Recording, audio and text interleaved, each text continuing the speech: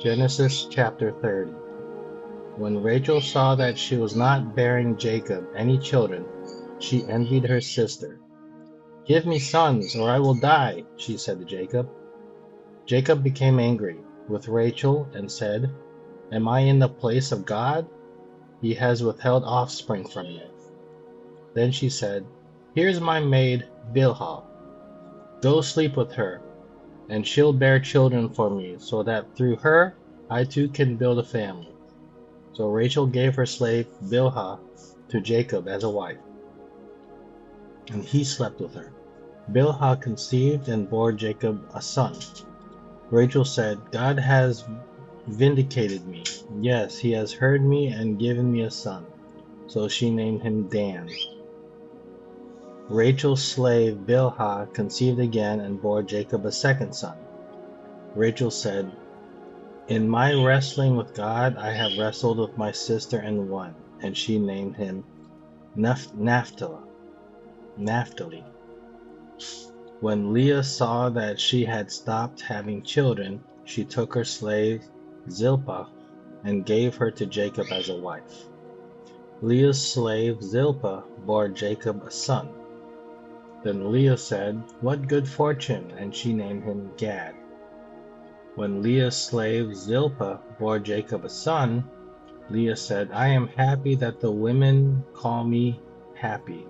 So she named him Asher.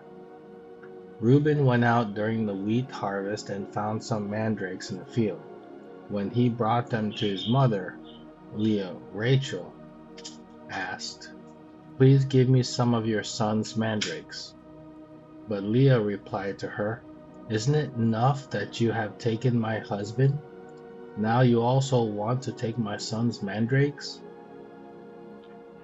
"Well then," Rachel said, "he can sleep with you tonight in exchange for your son's mandrakes." When Jacob came in from field that evening, Leah went out to meet him and said, "You must come with me, for I have hired you with my son's mandrakes." So Jacob slept with her that night. God listened to Leah, and she conceived and bore Jacob a fifth son. Leah said, "God has rewarded me for giving my slave to my husband," and she named him Issachar. Then Leah conceived again and bore Jacob a sixth son. "God has given me a good gift," Leah said. "This time my husband will honor me because I have borne 6 sons for him." And she named him Zebulun.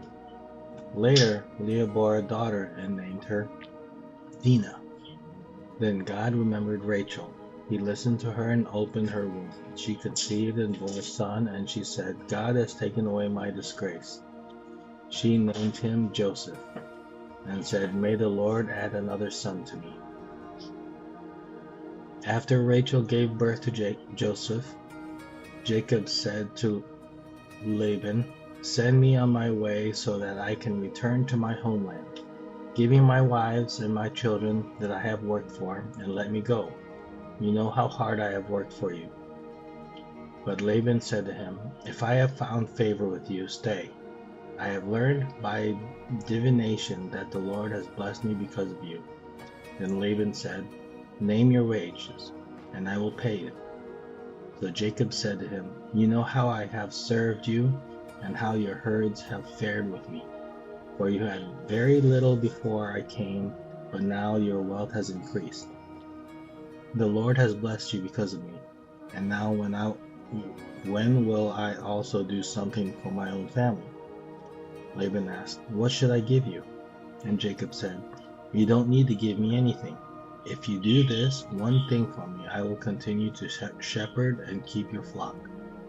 Let me go through all your sheep today and remove every sheep that is speckled or spotted, every dark-colored sheep among the lambs, and the spotted and speckled among the female goats. Such will be my wages. In the future, when you come to check on my wages, my honesty will testify for me. If I have any female goats that are not speckled or spotted, or any lambs that are not black, they will be considered stolen." "Good," said Laban. "Let it be as you have said." That day Laban removed the streaked and spotted male goats, and all the speckled and spotted female goats, every one that had any white on it, and every dark-colored one among the lambs. And he placed his sons in charge of them. He put a 3-day journey between himself and Jacob. Jacob, meanwhile, was shepherding the rest of Laban's flock. Jacob then took branches of fresh poplar, almond, and plain wood, and peeled the bark, exposing white stripes on the branches. He set the peeled branches in the troughs in front of the sheep, in the water channels where the sheep came to drink. And the sheep bred when they came to drink. The flocks bred in front of the branches and bore streaked, speckled, and spotted young. Jacob separated the lambs and made the flocks face the streaked sheep and the completely dark sheep in Laban's flock.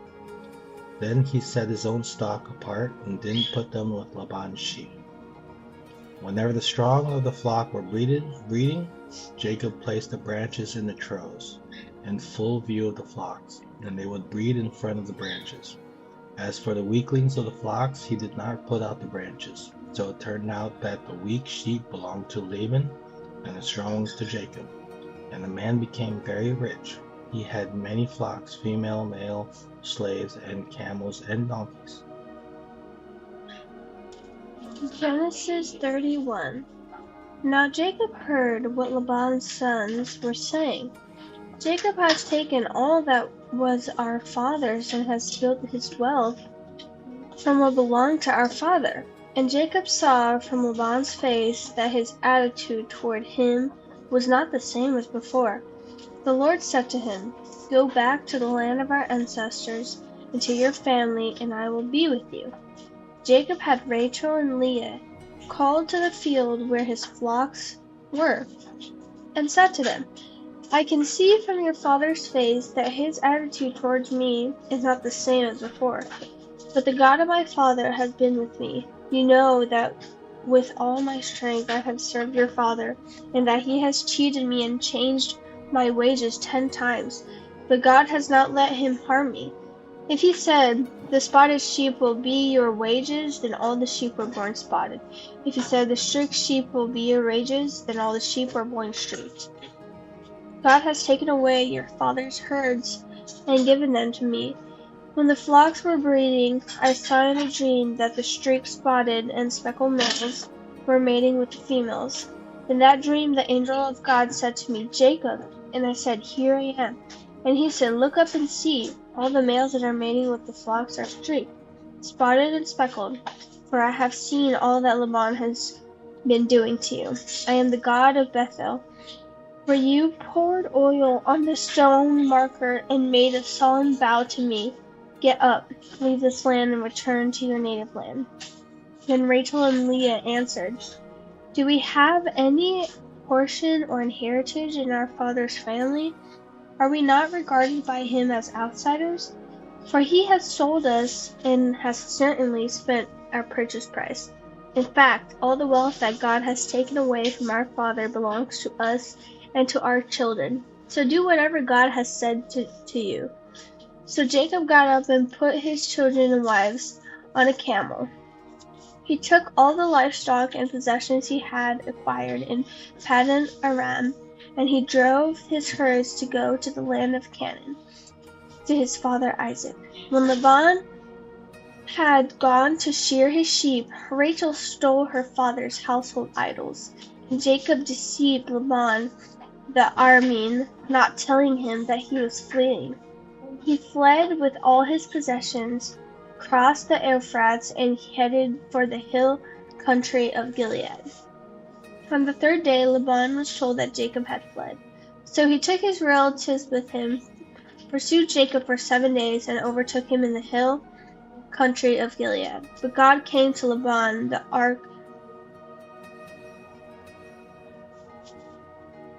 Aramean in a dream at night.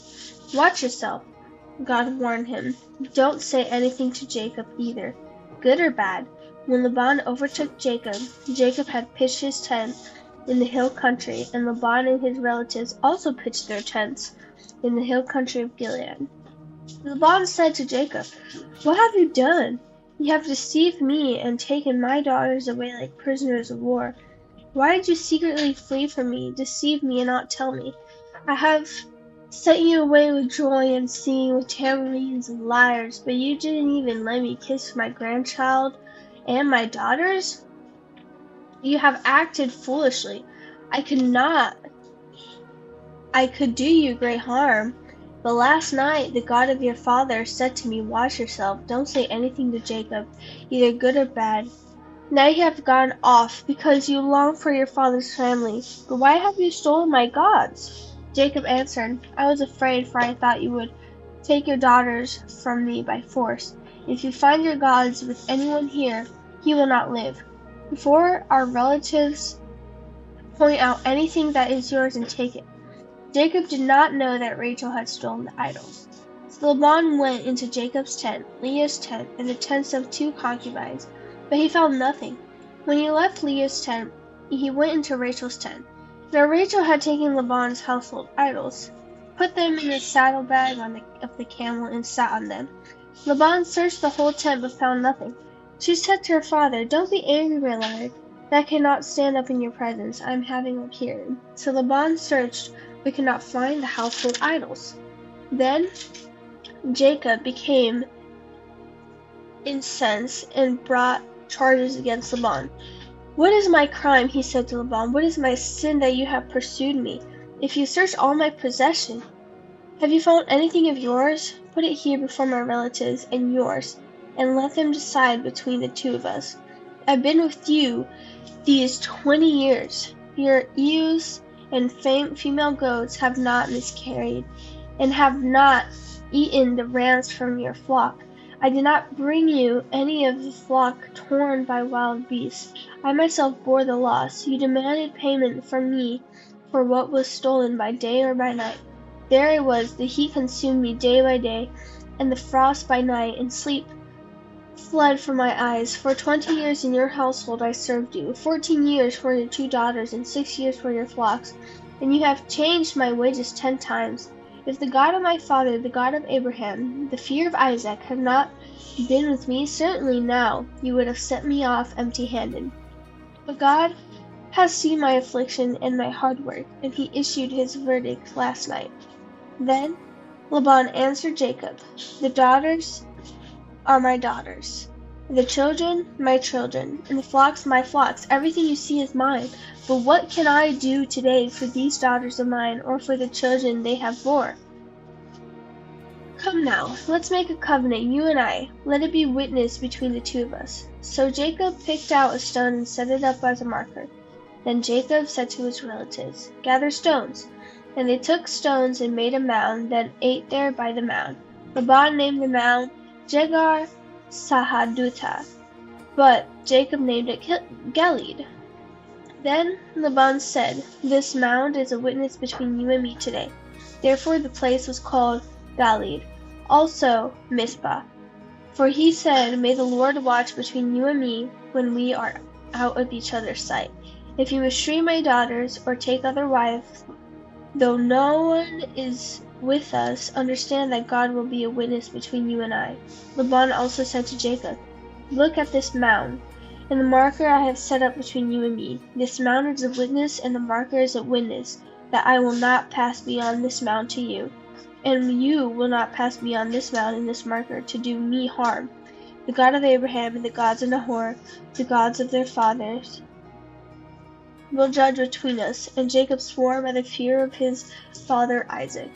Then Jacob offered a sacrifice on the mountain and invited his relatives to eat a meal. So they ate a meal and spent the night on the mountain. Laban got up early in the morning, kissed his grandchild and his daughters, and blessed them. Then Laban returned home. Genesis 32. Jacob went on his way, and God's angels met him. When he saw them, Jacob said, "This is God's camp." So he called that place Mahanaim. Jacob sent messengers ahead of him to his brothers brother Esau, in the land of Seir, the territory of Edom. He commanded them, "You are to say to my lord Esau, this is what your servant Jacob says. I have been staying with Laban and have been belayed until now. I have oxen, donkeys, flocks, and male and female slaves. I have sent this message to inform my lord in order to seek your favor." When the messengers returned to Jacob, they said, "We went to your brother Esau. He is coming to meet you, and he has 400 men with him." Jacob was greatly afraid and distressed. He divided the people with him into two camps, along with the flocks, herds, and camels. He thought, if Esau comes to one camp and attacks it, the remaining one can escape. Then Jacob said, "God of my father Abraham and God of my father Isaac, the Lord who said to me, 'Go back to your land and to your family, and I will cause you to prosper.' I am unworthy of all the kindness and faithfulness you have shown your service. Indeed, I crossed over the Jordan with my staff, and now I have become two camps. Please rescue me from my brother Esau, for I am afraid of him. Otherwise, he may come and attack me, the mothers and their children. You have said, 'I will cause you to prosper, and I will make your offspring like the sand of the sea, too numerous to be counted.'" He spent the night there and took part of what he had brought with him as a gift for his brother Esau: 200 female goats, 20 male goats, 200 ewes, 20 hams, 30 milk camels with their young, 40 cows, 10 bulls, 20 female donkeys, and 10 male donkeys. He entrusted them to his slaves as separate herds and said to them, "Go on ahead of me and leave some distance between the herds." And he told the first one, "When my brother Esau meets you and asks, 'Who do you belong to? Where are you going? And those animals, are these ahead of you? And whose animals are these ahead of you?' Then tell him, 'They belong to your servant Jacob. They are a gift sent to my lord Esau. And look, he is behind us.'" He also told the second one, the third, and everyone who was walking behind the animals, "Say the same thing to Esau when you find him. You are also to say, 'Look, your servant Jacob is right behind us.'" For he thought, "I want to appease Esau with the gift that is going ahead of me. After that, I can face him, and perhaps he will forgive me." So the gift was sent on ahead of him while he remained in the camp that night. During the night, Jacob got up and took his 2 wives, his 2 slave women, and his 11 sons, and crossed the ford of Jacob. He took them and sent them across the stream, along with all his possessions. Jacob was left alone, and a man wrestled with him until daybreak. When the man saw that he could not defeat him, he struck Jacob's hip, socked as they wrestled, and dislocated his hip. Then he said to Jacob, "Let me go, for it is daybreak." But Jacob said, I will not let you go unless you bless me. What's your name? The man asked. Jacob, he replied. Your name will no longer be Jacob, he said. It will be Israel, because you have struggled with God and with men and have prevailed. Then Jacob asked him, Please tell me your name. But he answered, Why do you ask my name? And he blessed him there. Jacob then named the place Peniel, for I have seen God face to face, he said. Yet my life has been spared. The sun shone on him as he passed by Peniel, limping because of his hip. That is why still today the Israelites don't eat the thigh muscle that is at the hip socket, because he struck Jacob's hip socket at the thigh muscle.